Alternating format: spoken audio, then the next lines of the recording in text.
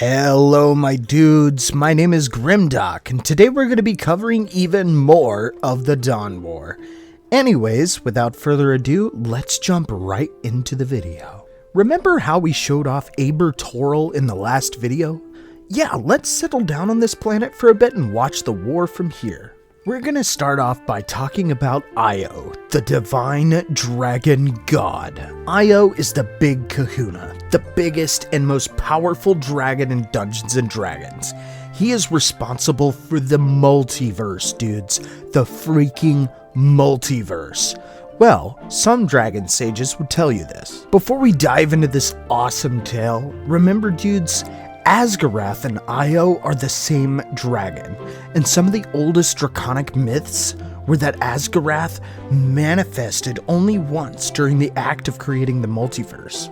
Okay, so this dude is unrealistically huge in size. It's said that the largest dragon who ever lived was considered tiny even for the scales on his skin. So in the last video, we described how this crazy war took place across the cosmos of realm space, but what I never told you guys was the stuff about the divine dragon god. So like I said in the last video, there are many gods ruling over the multiverse of Dungeons & Dragons, and there's even a few greater deities on the same level as Ao. Io and Ao seems to be a pattern here, huh dudes?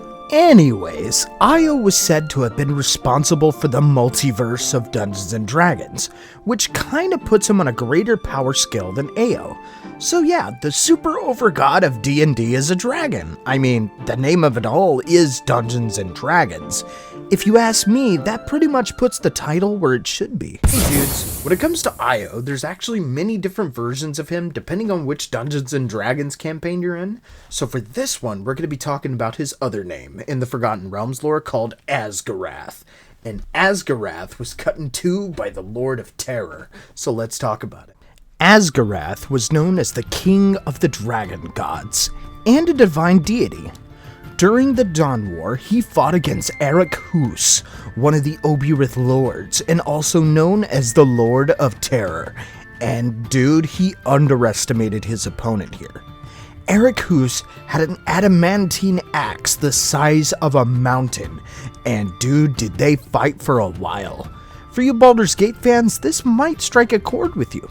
Anyways, this fight is considered one of the bloodiest battles of the Dawn War, and Abeir-Toril eventually landed a blow so strong that it cut Asgorath into freaking half. But Abeir-Toril made a grave mistake after doing this, because in the Forgotten Realms, his two halves rose back up from his body as two new individual dragons, named Tiamat and Bahamut. Now here's the thing about these two. They were basically the embodiments of good and evil within Asgorath, because Asgorath never had a true alignment. His only concern was the continued existence of dragonkind in the multiverse. You see, in the Forgotten Realms universe, Io never cared for any warfare or evils done by his brood unless it threatened the existence of dragons altogether. Anyways, after being cut into two pieces, his body took the form of two new dragons, Tiamat and Bahamut.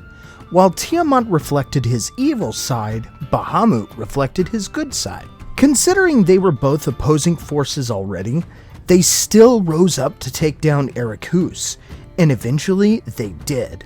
With Abeir-Toril finally dead and no more, they would never work together again, and instead they began fighting each other. Bahamut eventually won this little bout and put Tiamat into a position where he had to flee. When Tiamat fled the battle, they ended up working with the other gods in the war. Now let's take a peek at Ouroboros for right now and put the Dawn War to the side just for a minute. We got some information wrong in the previous episodes here, my dudes. Now understand that during the Blue Age, this continent did not exist yet. It wasn't until the Age of Thunder that it was revealed to the world after the Ice Age melted away.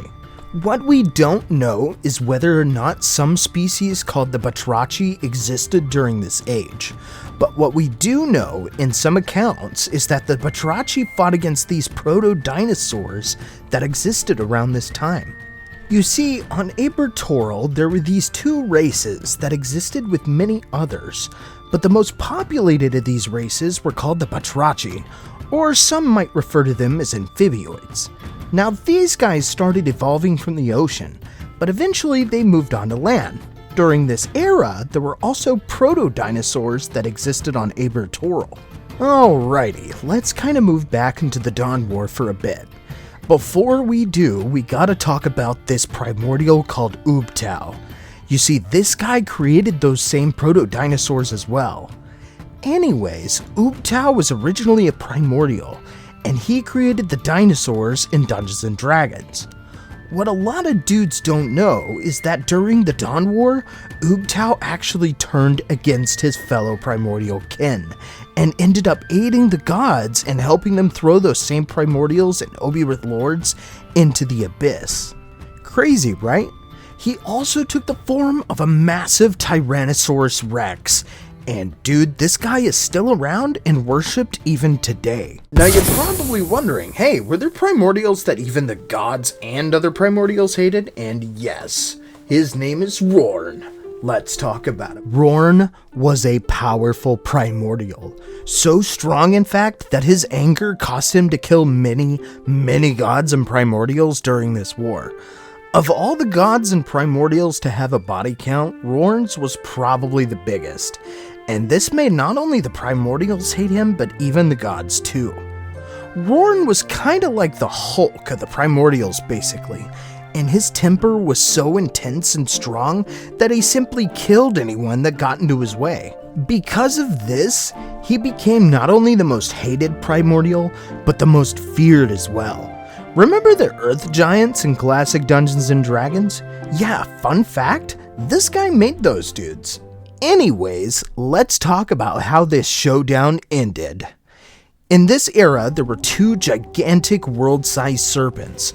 One of them was named Ouroboros, similar to the name of the supercontinent at the later time, which was Ouroboros. Anyways, Ouroboros was the leader of the armies of the gods at this time, and he had a primal enemy as well, called Dendar, the Night Serpent. Let's talk about her. There was a powerful primordial that existed during this era called Dendar, the Night Serpent. And Dendar at this time decided to devour the entire sun. And she really did. A big black void of darkness rose from the planet of Abeir-Toril and devoured the entire freaking sun around this time. With Dendar swallowing the entire sun, the Blue Age officially ended, and the planet went into absolute catastrophic chaos. You see, there's a big timeline in the Dungeons & Dragons universe of the Forgotten Realms, and this basically is what set that timeline off. With Dendar swallowing the entire sun, the planet went into a new era called the Shadow Epoch, where the planet would see its first ice age around this era. This killed off most of the races that were naturally born on Abeir-Toril around this time, and it consumed the world. But we'll have to talk about this in the next video. Guys, I can't freaking believe you all that we're already at 300 freaking subscribers. It's only been a week.